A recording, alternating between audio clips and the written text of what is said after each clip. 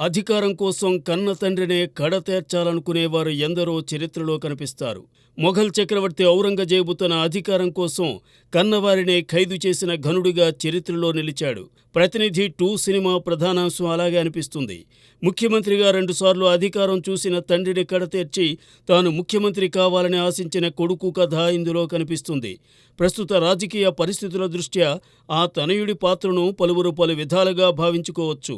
ఆంధ్రప్రదేశ్ మాజీ ముఖ్యమంత్రి నారా చంద్రబాబు నాయుడు తమ్ముని కొడుకైన నారా రోహిత్ ఈ ప్రతినిధి 2లో కథానాయకుడు. అందువల్ల తెలుగుదేశం శ్రేణులు ఈ కథలోని పాత్రలను తమ ఊహలకు అనుగుణంగా భావించవచ్చు. ప్రస్తుతం టీవీ5 మూర్తిగా పేరొందిన మూర్తి దేవగుప్తపు ఈ చిత్రం ద్వారా దర్శకునిగా పరిచయం అయ్యారు. ఇందులోని ప్రధానాంశం మీడియా చుట్టూనే పరిభ్రమిస్తూ ఉంటుంది. అలాగే కథానాయకుడు కూడా ఓ ఛానల్కు సీఈఓగా దర్శనమిస్తాడు.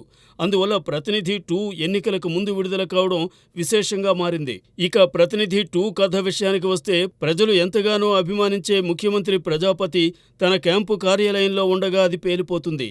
ముఖ్యమంత్రి ఆ పేలుడులో మరణించారని తెలుస్తుంది. ఆ విషయాన్ని అన్ని ఛానల్స్ ప్రసారం చేస్తాయి. ఎన్ఎన్సీ అనే ఛానల్కు సీఈఓగా ఉన్న చేతన్ అనే జర్నలిస్టు కూడా గాయాలవుతాయి. అయినా అక్కడ నుండే ఆ పేలుడుకు సంబంధించిన విషయాలను అందిస్తాడు చేతన్. ఏటికి ఎదురెదడమే తెలిసిన జర్నలిస్ట్ చేతన్ను అందరూ చే అంటూ పిలుస్తుంటారు. ఒకప్పుడు పేరు మోసిన జర్నలిస్టుగా ఉన్న ఉదయభాను రాజకీయ నాయకుల కుట్రలకు బలై ఉంటుంది. దాంతో విదేశాలకు వెళ్లి బాగా సంపాదిస్తుంది. స్వదేశం వచ్చాక ఓ న్యూస్ ఛానల్ పెట్టాలనుకుంటుంది. దానికి చేతన్ను సీఈఓగా ఎంచుకుంటుంది. అతను ఓకే అంటేనే ఛానల్ తీసుకురావాలన్నది ఉదయభాను నిర్ణయం.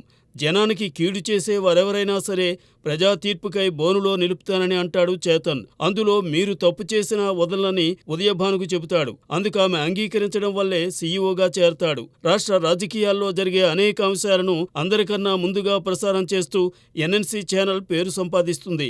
ఆ తరువాత chief minister camp office blast అవుతుంది. ముఖ్యమంత్రి వారసుడు విశ్వను చీఫ్ మినిస్టర్గా ప్రమాణ స్వీకారం చేయిస్తుండగా ముఖ్యమంత్రి ప్రజాపతి బతికే ఉన్నాడన్న విషయం తెలుస్తుంది. దాంతో జనం, పాలకపక్షం, ప్రతిపక్షం అయోమయంలో పడతారు. రాష్ట్రంలో అంతకు ముందే నెలకొన్న గవర్నర్ పాలన కొనసాగుతుంది. ముఖ్యమంత్రిని చంపాలనుకున్నది ఎవరో తెలుసుకునేందుకు ప్రత్యేకంగా ఓ సిబిఐ ఆఫీసర్ రంగంలోకి దిగుతాడు. బ్లాస్ట్ జరిగిన రోజున ముఖ్యమంత్రి ఒక్కరే ఎందుకని క్యాంప్ ఆఫీసులో ఉన్నారు, ఆయన సెక్యూరిటీ ఆఫీసర్ కానీ సిఎస్ సిరి కానీ ఎందువల్ల అక్కడ లేరు అన్న అంశాలపై పరిశోధన ప్రారంభిస్తాడు ఆ సిబిఐ ఆఫీసర్. అతనికి కొన్ని లింకుల ద్వారా ఆ బాంబ్ బ్లాస్ట్కు జర్నలిస్ట్ చేతన్కు సంబంధం ఉందని తెలుసుకుంటాడు. చేతన్ను అరెస్ట్ చేసి స్పెషల్ ఆఫీసర్ ఇంటరాగేషన్ చేస్తాడు. ఆ సమయంలో స్పెషల్ ఆఫీసర్ ఇద్దరిపై హత్యా ప్రయత్నం జరుగుతుంది. చివరకు ముఖ్యమంత్రి తనయుడే ఈ కుట్ర వెనుక ఉన్నాడని తెలుస్తుంది. అతన్ని అరెస్ట్ చేస్తారు. ముఖ్యమంత్రి తనను కాపాడింది చేతన్ అని అందరి ముందు గర్వంగా చెబుతాడు. కానీ చేతన్ మాత్రం ముఖ్యమంత్రికి మాత్రమే వినిపించేలా మా అసలు టార్గెట్ మీరే సార్ అని చెబుతాడు. ఆ తరువాత ఏమవుతుంది అన్న అంశాన్ని ప్రతినిధి 3లో చూడమని దర్శకుడు చెప్పడంతో కథ ముగుస్తుంది. ఇంతకు ముఖ్యమంత్రిని సొంత కొడుకే చంపడానికి దారితీసిన కారణాలేంటి? అందులో అతనికి సహాయపడిన వారెవరు? ఓ ఉప ఎన్నికలో అభ్యర్థుల కంటే నోటాకే ఎక్కువ ఓట్లు ఎలా వచ్చాయి? హీరో చేతన్ బాంబు పేలుడుకు సంబంధించిన వివరాలు ఎలా సేకరించాడు?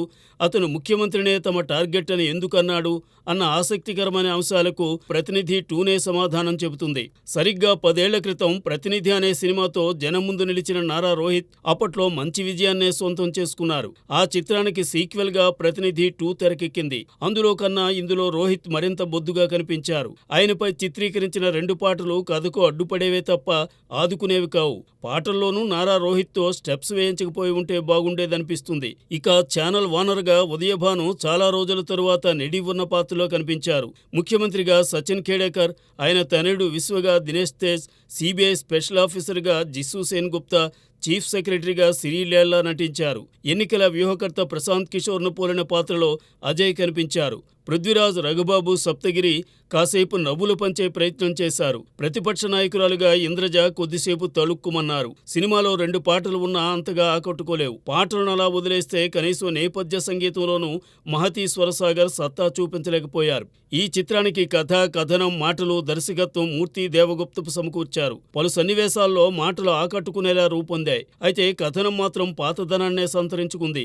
సినిమా మొదట్లోనే తప్పు ఎవరు చేసినా క్షమించనని, సొంత కొడుకు తప్పు చేసినా ఉపేక్షించనని ముఖ్యమంత్రి పాత్రతో చెప్పించారు. అక్కడే కుట్రదారెవరో మనకు తెలిసిపోతుంది. ముఖ్యమంత్రి మరణించారని ఆయనకు అంతిమ సంస్కారాలు జరిపిస్తారు. ఆ అంతిమయాత్ర సీన్స్ అచ్చు వైఎస్ రాజశేఖర రెడ్డి చనిపోయినప్పుడు సాగిన తీరునే గుర్తు చేస్తాయి. అలాగే ముఖ్యమంత్రి జీవించే ఉన్నాడని చెప్పడం కూడా పెద్దగా థ్రిల్ కలిగించదు. హీరోకు ఓ ఫ్లాష్ బ్యాక్ ఉంటుంది. అది ప్రథమార్థంలోనే రివీల్ చేయడంతో ప్రేక్షకుడు తరువాత సన్నివేశాలను ఇట్టే గుర్తుపట్టేస్తాడు. అయితే ఇది ఓ కొత్త దర్శకుని నుండి వచ్చిన సినిమా కాబట్టి ఎక్కువగా శల్య పరీక్ష చేయడం సబబు కాదు. దర్శకునిపై నమ్మకంతో అతను చెప్పిన కథను తెరకెక్కించాలని కుమార్ రాజా, బత్తుల, ఆంజనేయులు, శ్రీతోట, కొండకళ్ళ రాజేందర్ రెడ్డి ముందుకు రావడం అభినందనీయం. ప్రస్తుతం ఆంధ్రప్రదేశ్లో జమిలీ ఎన్నికలు జరుగుతున్నాయి. అందువల్ల దేశంలో అందరి దృష్టి ఏపీపైనే ఉంది. ఈ నేపథ్యంలోనే కొన్ని రాజకీయ చిత్రాలు జనం ముందుకు వచ్చాయి.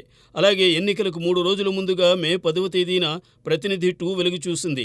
ఈ ఎన్నికల సమయంలో వచ్చిన రాజకీయ చిత్రాల్లో కొన్ని పాలకపక్షానికి, మరికొన్ని ప్రతిపక్షానికి కొమ్ము కాశాయి. అయినా జనం వేటిని పట్టించుకోలేదు. మరి ప్రతినిధి 2ను ప్రేక్షకులు ఏ మేరకు ఆదరిస్తారో చూడాలి.